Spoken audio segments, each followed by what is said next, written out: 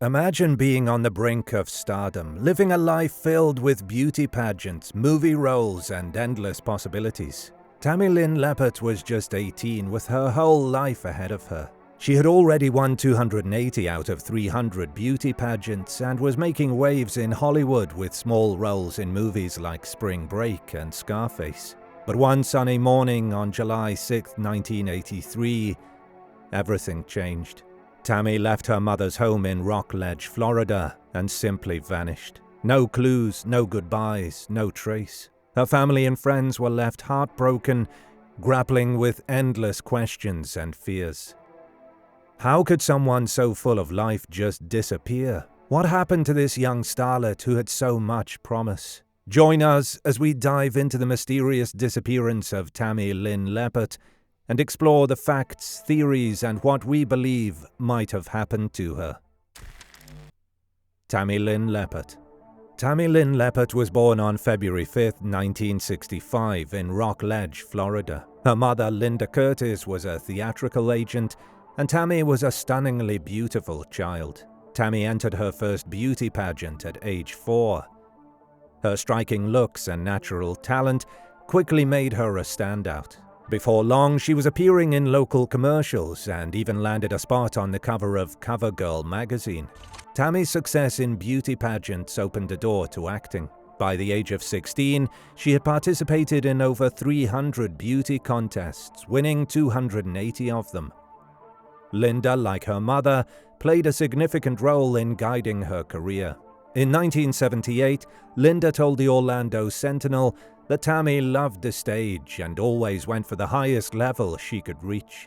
A close family friend, Wing Flanagan, recalled their close relationship. He said, "She would bend over and kiss me on the cheek, and I couldn't quite ever get it completely off. It was rather embarrassing to walk around with this mark, but after a while, I learned to wear it proudly because it was almost a status symbol."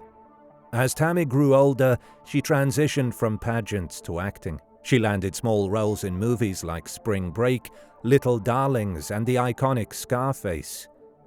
In Scarface, she played a girl who distracts the lookout car during the infamous chainsaw scene. Her legs, hips, and torso were used in the main poster for Spring Break. In July 1982, Tammy landed a part in the teen movie Spring Break. However, after filming wrapped up, Tammy attended a weekend party unchaperoned. When she returned, her behavior had changed dramatically. Wing noticed that Tammy's behavior began to take on paranoid overtones. He said, "Sometimes I'd ask her what was on her mind, if anything was bothering her, and she'd usually change the subject or try to laugh it off." One of Tammy's friends, Rick Adams, saw her the night before she disappeared. She told him she was afraid and thought someone was trying to kill her. She was extremely distressed and worried that night. Her mother, Linda, also noticed a change in Tammy after she attended that weekend party. Linda recounted a conversation with her daughter, saying, she said, "Mom, what would you say if I told you someone was trying to kill me?" I just took a deep breath and asked, "Do you think somebody's trying to kill you, Tammy?" She said, "Yes." Tammy's paranoia deepened and she began to isolate herself. After 2 weeks of seclusion, she was offered a small part in the big-budget Al Pacino film Scarface, which began shooting in Miami in March 1983. Tammy stayed with a family friend, Walter Leibowitz, during the filming.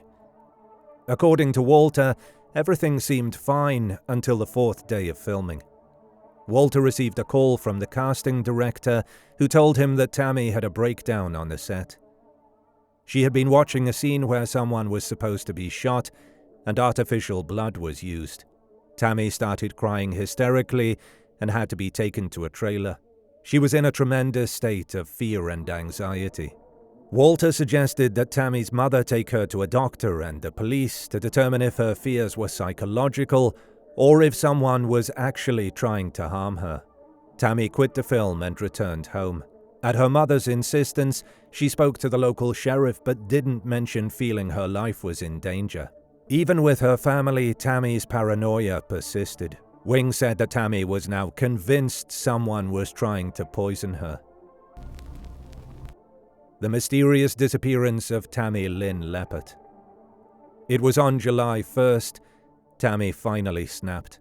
She began smashing all the windows in her house and started attacking Wing. Linda knew something was seriously wrong with her daughter. "I handled that incident, but I didn't know if I was going to be able to handle the next one," she said. Tammy's mother checked her into a mental health center for a complete physical and psychiatric evaluation. Doctors found no evidence of drug or alcohol use. After 72 hours of observation, Tammy was released. On the morning of July 6, 1983, Tammy left her mother's home in Rockledge, Florida. Little did the family know, this would be the last time they ever see her again. So where did she go? Was anyone with her? Well, yes, Tammy went with a friend, Keith Rogers, who drove her to the local beach. Now it's important that you remember Keith, as he will play an important part in this mystery. According to Detective Jim Scragg of the Cocoa Beach Police Department, they started to argue.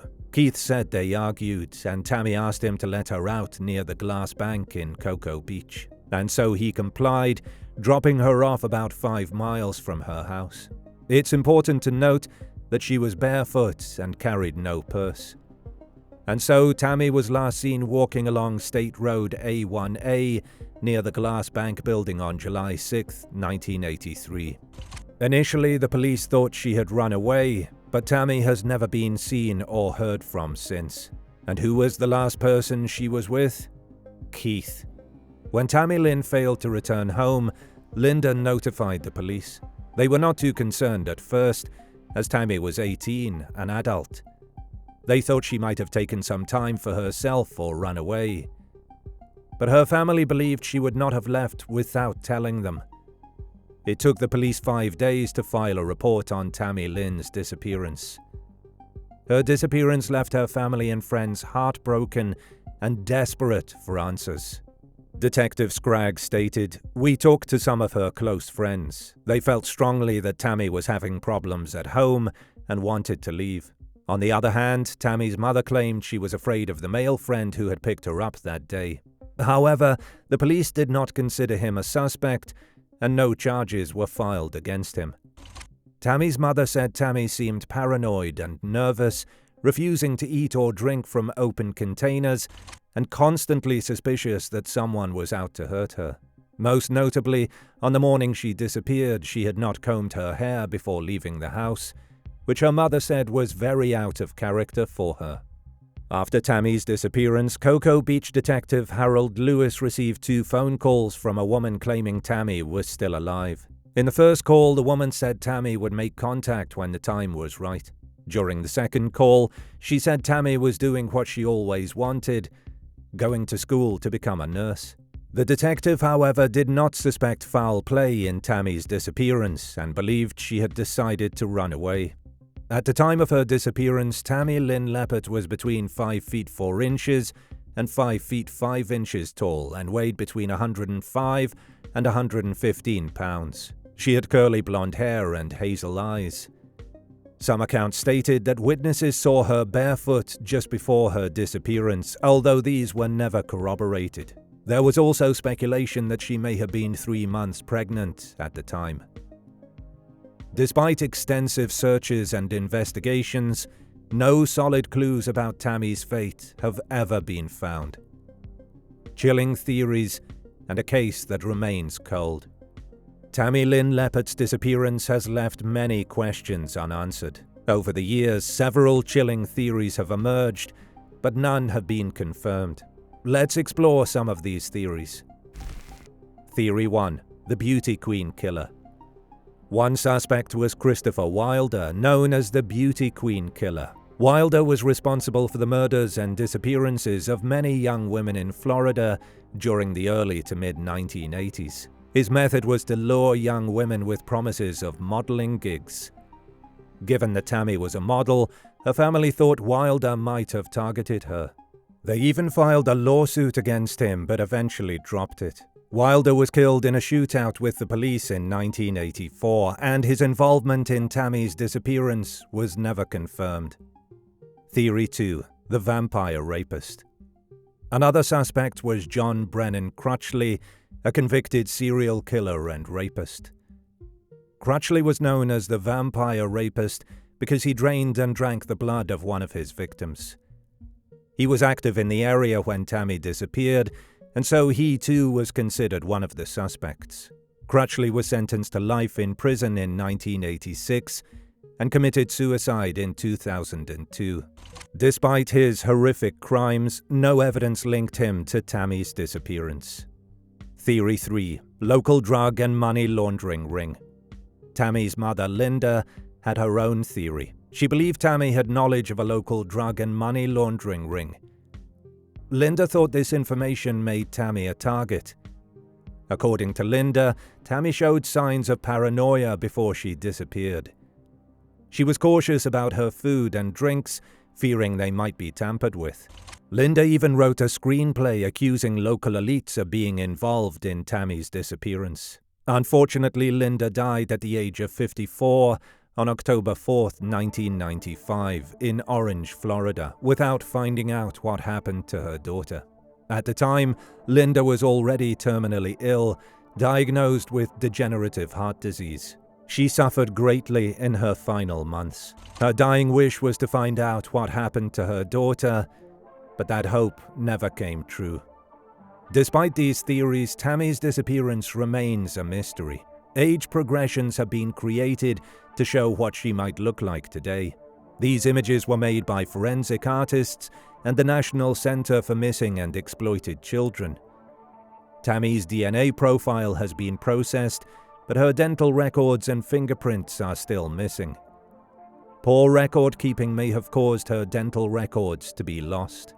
Profiles of Tammy's case have been created by the National Missing and Unidentified Persons System, the DOE Network, and the National Center for Missing and Exploited Children. These profiles have aimed to generate leads from potential tips, but nothing has come up. Suzanne, Tammy's sister, continues to search for answers. She manages a Facebook page and message board dedicated to Tammy's case. Suzanne believes in her mother's theory and hopes to find any information that might lead to her sister. Despite all the theories and investigations, Tammy's case remains cold to this day. Now the question is, what most likely happened to Tammy?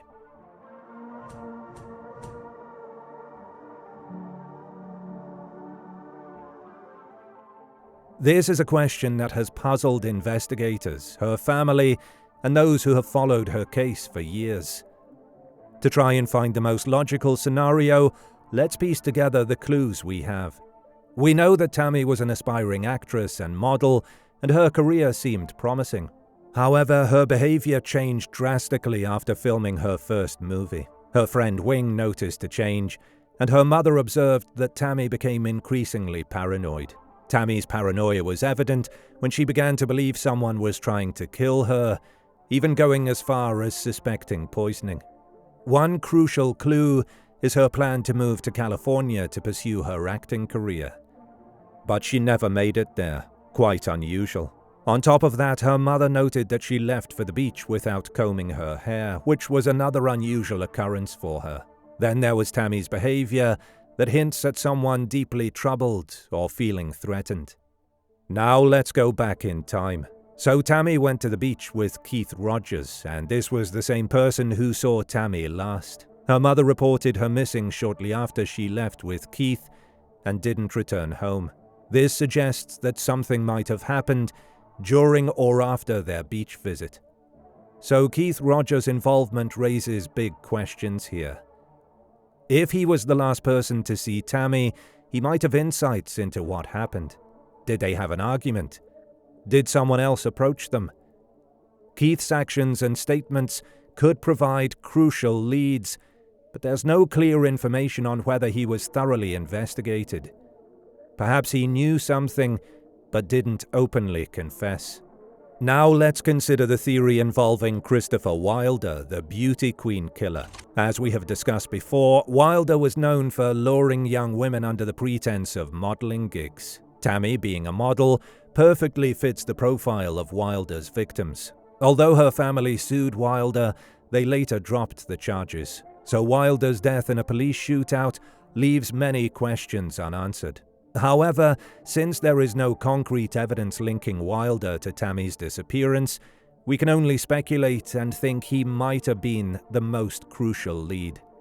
The reason we don't think it was John Brennan Crutchley, the vampire rapist, was because his gruesome methods also seem different from what we know about Tammy's disappearance. Crutchley's modus operandi involved extreme violence and sadistic rituals, which don't align with the circumstances surrounding Tammy's last known movements. Tammy's disappearance didn't exhibit the same brutal, ritualistic patterns typical of Crutchley's other victims. And none of Crutchley's known victims matched Tammy's profile in terms of her background and the specific fears she expressed before her disappearance. This discrepancy makes it less likely that Crutchley was involved in Tammy's case. Tammy's paranoia about being poisoned and her mother's belief in a local drug and money laundering ring could indicate that Tammy knew something dangerous. If Tammy stumbled upon information about criminal activities, it's plausible she became a target. Her sudden paranoia and erratic behavior might have been genuine fear of being watched or threatened. As they say, the simplest explanation is often the correct one. Let's piece together the clues, the theories, and what we have speculated. This is what we think most likely happened to Tammy. Tammy's sudden change in behavior, her fear of being poisoned, and her mother's belief in a criminal connection suggest Tammy knew something dangerous.